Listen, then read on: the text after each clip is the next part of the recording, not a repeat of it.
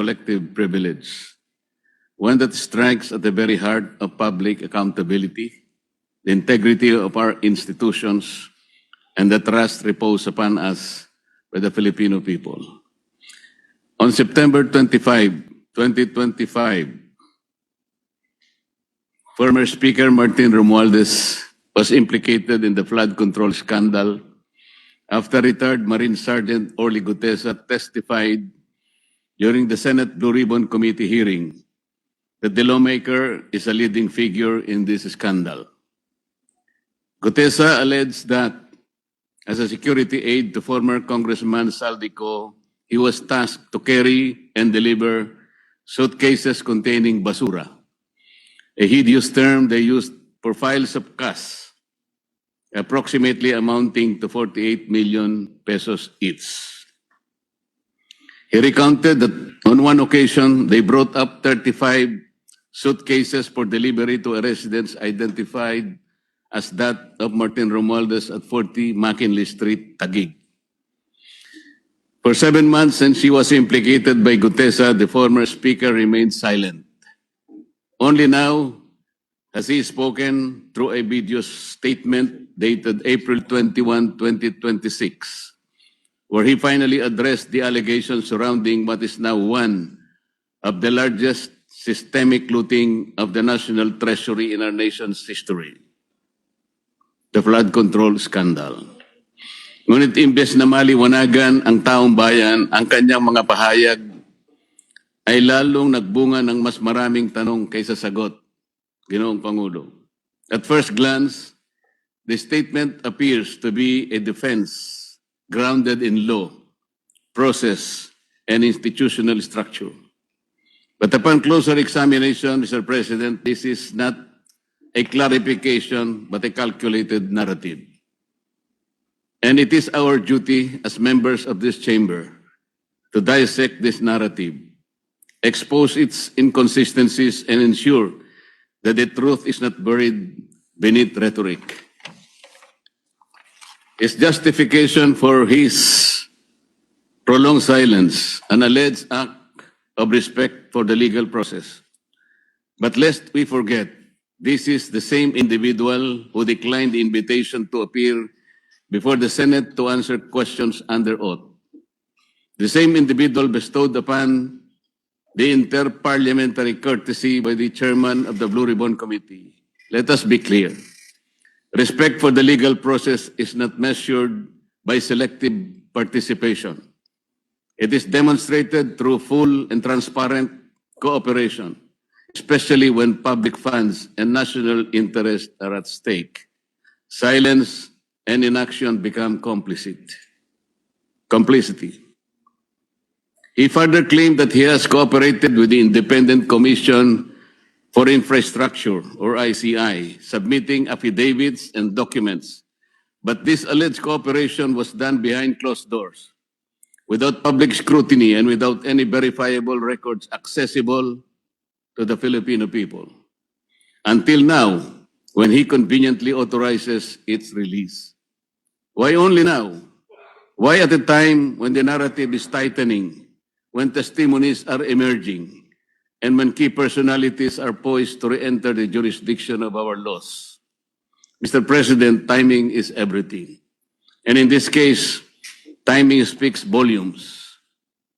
Let us now address the core of his defense, the claim that he cannot be the mastermind because the budget process is collective, multi-layered, and shared across branches of the government. The former speaker asked, how can I be the mastermind? But the question itself is revealing.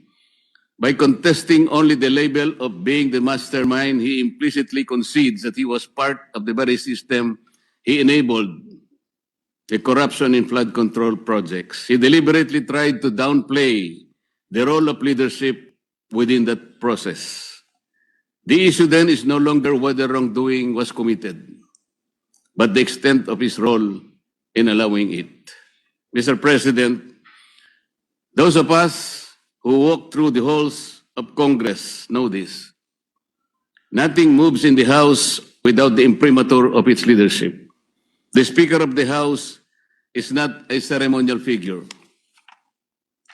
He's not a just passive participant. He's the central authority who controls the legislative agenda, influences committee outputs, and ultimately determines what reaches the plenary.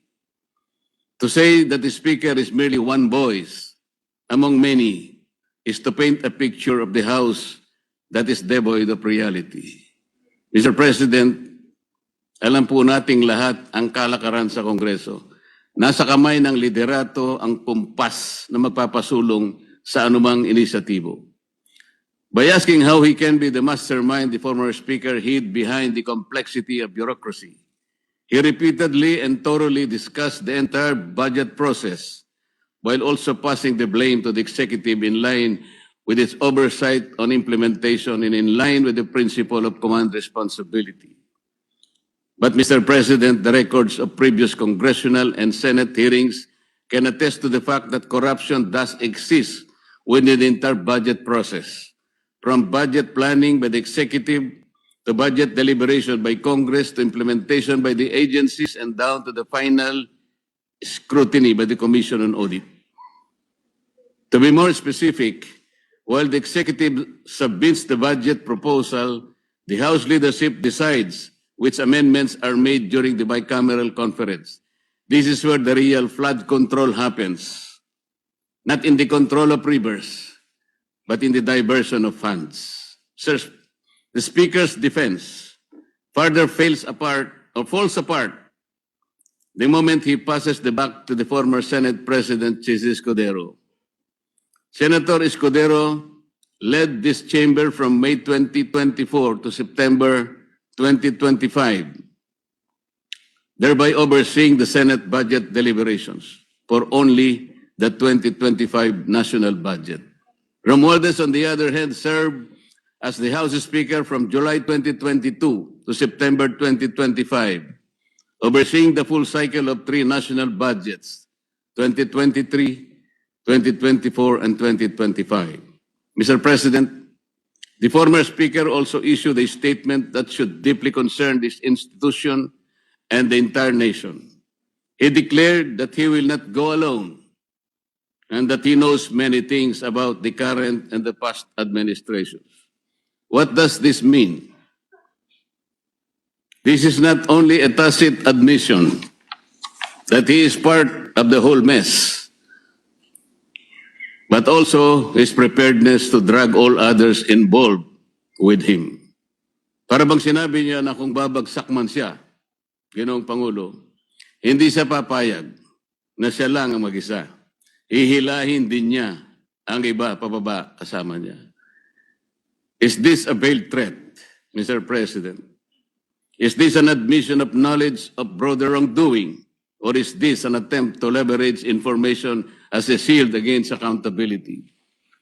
If he indeed has knowledge that could implicate others, then he has a duty, not a choice, to disclose it fully and immediately. Truth is not a bargaining chip, Mr. President. It is an obligation owed to the Filipino people.